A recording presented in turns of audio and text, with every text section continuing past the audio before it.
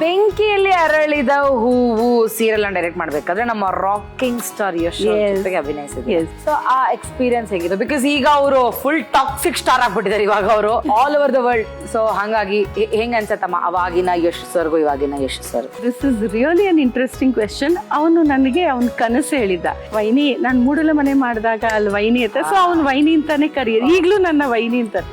ವೈನಿ ನಾನು ತುಂಬ ದೊಡ್ಡ ಸ್ಟಾರ್ ಆಗಬೇಕು ವೈನಿ, ನಾನು ತುಂಬ ದೊಡ್ಡ ಸೂಪರ್ ಸ್ಟಾರ್ ಆಗಬೇಕು, ದಟ್ ಈಸ್ ಮೈ ಡ್ರೀಮ್. ನಿಮ್ದೇನು ವೈನಿ, ನಿಮ್ದೇನು ಅಂತ. ನಾನು ಅಂದೆ, ನೋಡು ನಂಗೆ ಡೈರೆಕ್ಷನ್ ಮಾಡಬೇಕು, ನಂಗೆ ಡೈರೆಕ್ಷನ್ ಅಂದರೆ ತುಂಬ ಇಷ್ಟ, I want to direct a film ಅಂತ. ಸರಿ ವೈನಿ, ನಮ್ಮಿಬ್ಬರದು ಒಂದು ಒಪ್ಪಂದ, ಓಕೆನಾ?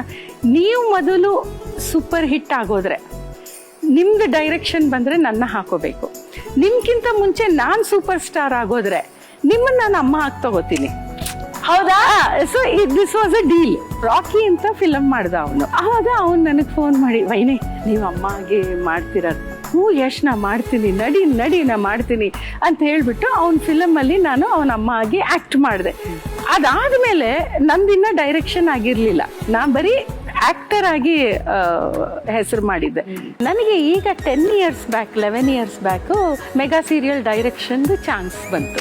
ಐ ಜಸ್ಟ್ ಕಾಲ್ಡ್ ಹಿಮ್, ನೋಡೋ ಯಶ್ ನಮ್ಮಿಬ್ಬರದು ಒಪ್ಪಂದ ಇತ್ತಲ್ಲ, ಈಗ ಒಂದು ಚಾನಲ್ನವರು ಸೆಲೆಬ್ನ ಕರ್ಕೊಂಬ ಅಂತಿದ್ದಾರೆ, ಅವೆಲ್ಲ ಕತೆ ಬೇಡ, ಈಗ ಯಾವಾಗ ಬರಬೇಕು, ಎಲ್ಲಿಗೆ ಬರಬೇಕು, ಕತೆ ಹೇಳ್ಬೇಡಿ ಹಂಗೆ ಹಿಂಗೆ ಅಂದ.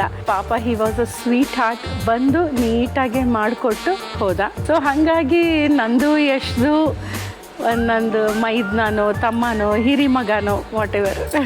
ಸೂಪರ್. ಅಂತ ದೊಡ್ಡ ಸೂಪರ್ ಸ್ಟಾರ್ ನಿಮ್ಮ ಒಂದೇ ಒಂದು ಕರೆಗೆ ಒಂದು ಒಪ್ಪಂದಕ್ಕೆ ಓಡಿ ಬರ್ತಾರೆ ಅಂತ ಅಂದ್ರೆ ರಿಯಲಿ ಸುಮ್ಮನೆ ಯಾರು ಸೂಪರ್ ಸ್ಟಾರ್ ಅಡುಗೆ ಮನೆ ಸೋಮವಾರದಿಂದ ಶನಿವಾರ ಮಧ್ಯಾಹ್ನ 1 ಗಂಟೆಗೆ ನಿಮ್ಮ ಸನ್ ಉದಯದಲ್ಲಿ.